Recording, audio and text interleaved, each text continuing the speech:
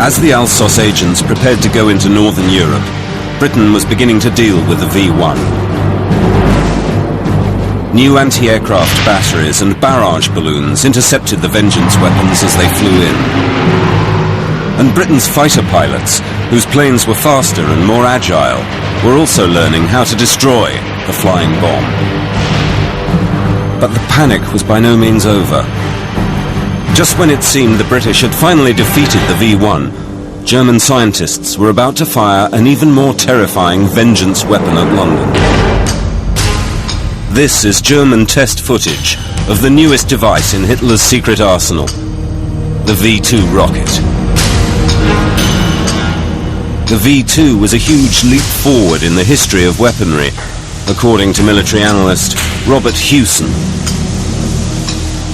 The significance of the V2 is that for the very first time, human engineering was able to launch a guided projectile that would travel several hundred miles and hit a point more or less where you had aimed it.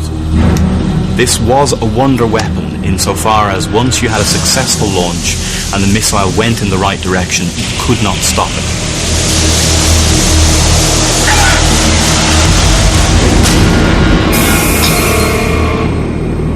A mixture of alcohol and liquid oxygen propelled the rocket 200 miles in less than 5 minutes. It carried a 1-ton warhead, capable of flattening a city block.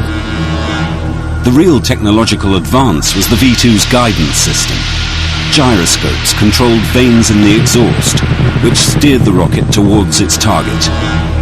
The Germans had successfully launched the world's first ballistic missile.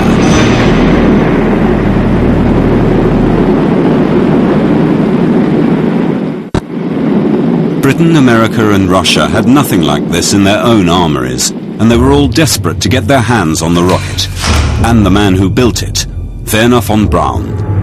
Von Braun was one of a group of quite visionary scientists. People who had a dream of spaceflight. They were almost crazy people, because from the really primitive rocket technology that existed at the time, they were dreaming of voyages to the stars, and that's particularly true of von Braun.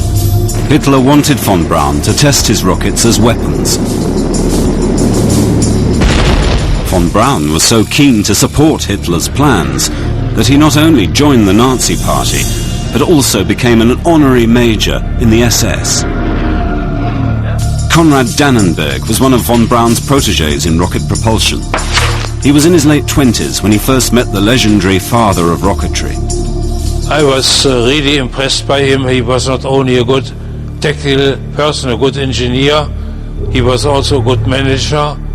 And he always stressed that really the work we did was teamwork. And he just happened to be the team leader.